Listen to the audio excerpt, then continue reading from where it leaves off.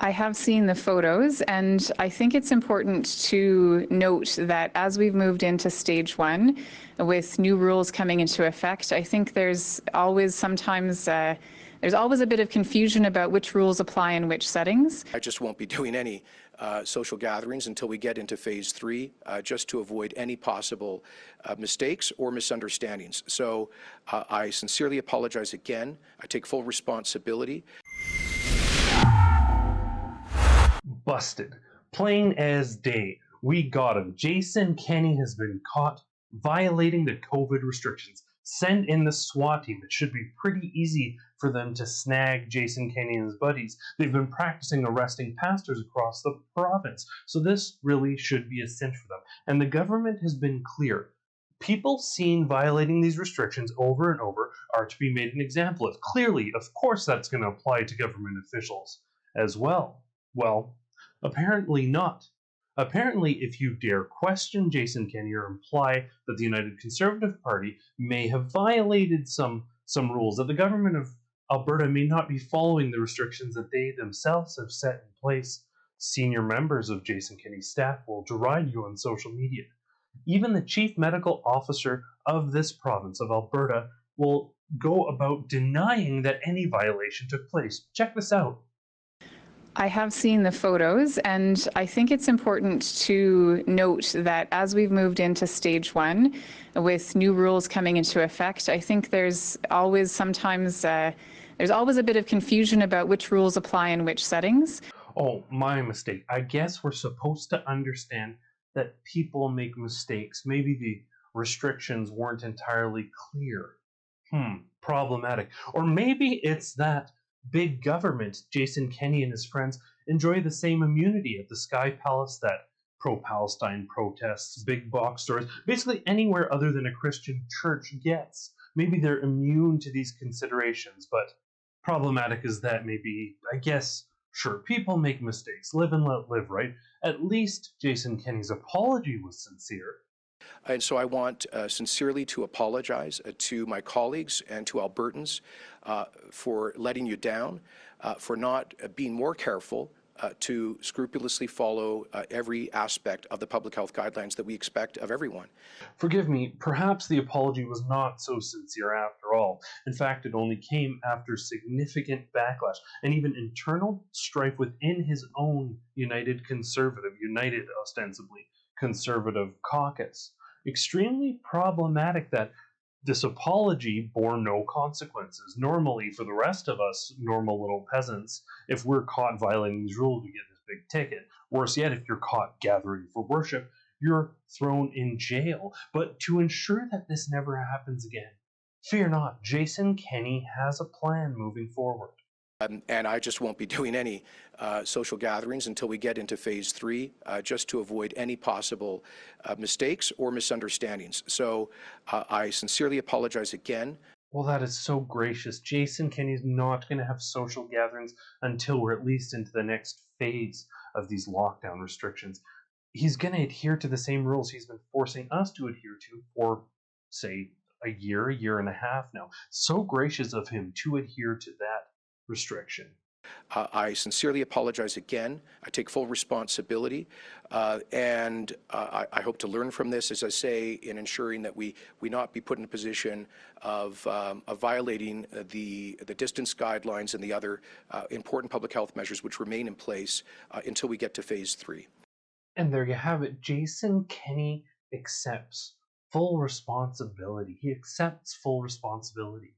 So is he going to go to jail? Is he going to be ticketed? No. How about the Canadian pastors, James Coates, Artur Pawlowski, Tim Stevens? How about they accept responsibility and then all charges are dropped and everything goes away and they're left alone to worship? Simply stating that you accept responsibility while being part of a political class that is apparently exempt from these restrictions is not the same thing as accepting responsibility.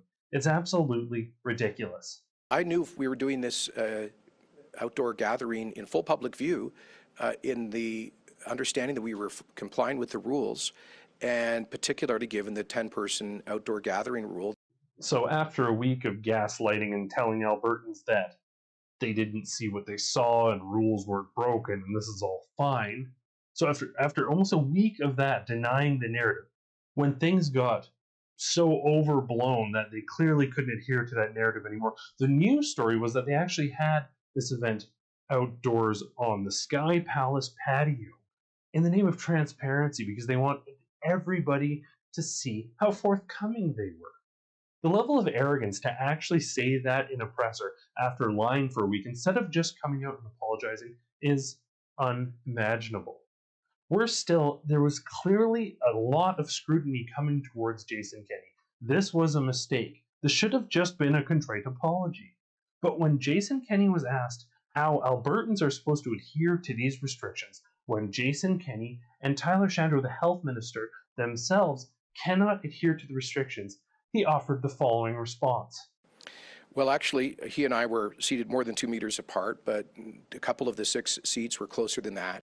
Oh, well, good. Those two remained distance. That's absolutely wonderful. I'm happy that 2 of the caucus members weren't seen flat out flouting the rules that we all have to live by.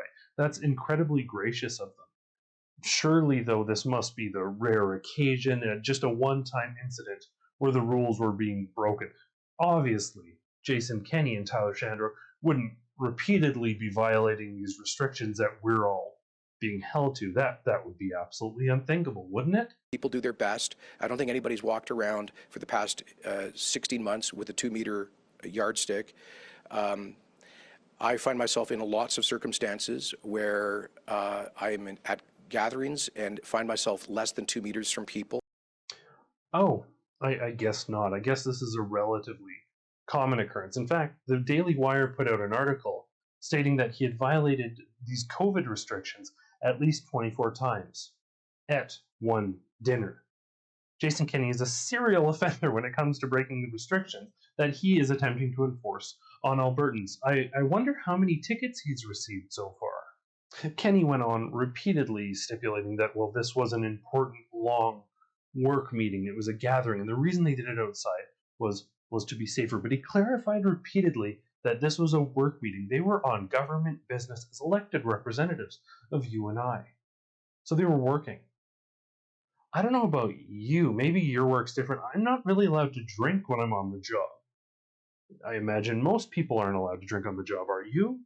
Well, I guess if this was a work meeting and they had drinks there, that MLAs and the Premier and the Health Minister, they're allowed to have a few drinks when they're making important COVID restriction decisions in this province. I guess that's commonplace up in the Sky Palace. Somebody gave me one for my 30th birthday.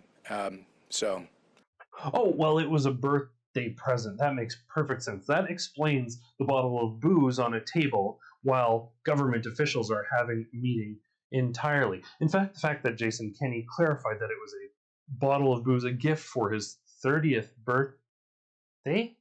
30th birthday? Can we play that again? Somebody gave me one for my 30th birthday. For me, the real question is why media didn't follow up on this. This should be the lead on this story. Government officials making decisions while potentially drinking on the job. It's absolutely ridiculous, particularly because they were so clear to stipulate that this was not a social gathering. This was an important work meeting. There shouldn't be any confusion on that. Should there? It was scheduled as a business meeting. I decided to take it outside, and in fact, I did so because I thought this could be seen as a social function. We have a total ban on indoor social functions. It was a gathering to discuss government business. That's what we did for 3.5 hours or more. Well, Jason Kenney went on to say that the reason they moved the event onto the patio was to avoid any sort of implication that this was an indoor social gathering. This was clearly, we have to be clear that this was a work function, not a social gathering. But Jason Kenney was concerned that the optics of a bunch of people sitting around at white linen tables with San Pellegrino whiskey on the table, drinking and socializing in violation of COVID restrictions, might give the idea that this was an illicit social gathering.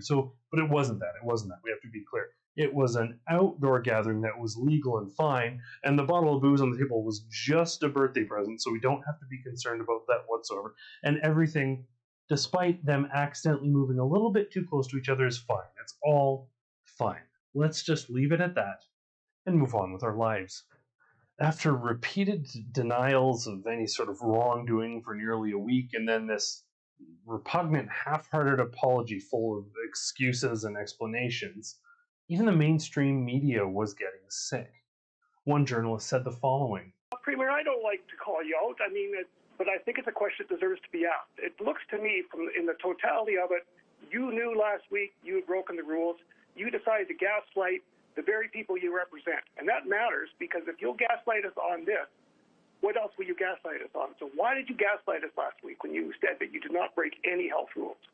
Here's my final thought on this half-hearted apology. When Jason Kenney picks up a phone and calls Pastor Artur Pawlowski to apologize for the ceaseless harassment and ridiculous roadside arrest he endured a couple weeks ago, I'll be ready to listen to Jason Kenney. When he calls Pastor Tim Stevens' wife and apologizes for taking her husband and the father of that family away from them for simply worshiping, I'll be ready to have this conversation with Jason Kenney. When he drops all charges against Pastor James Coates, Ty Northcott, Glenn Carrick, Chris Scott, and anyone else who has been wrongfully targeted and persecuted for not being able to live up to ridiculous restrictions that Jason Kenney himself cannot adhere to, I'll be ready to listen to his apology. Until that time, it seems clear to me that the Sky Palace is poised to topple yet another pack of entitled politicians. So, Mr. Kenney, until you can right those wrongs, apology not accepted. For Rebel News, I'm Adam Soos. Hey guys, it's only a matter of time before YouTube deplatforms us entirely. You need to go to rebelnews.com so we can continue to share the other side of the story.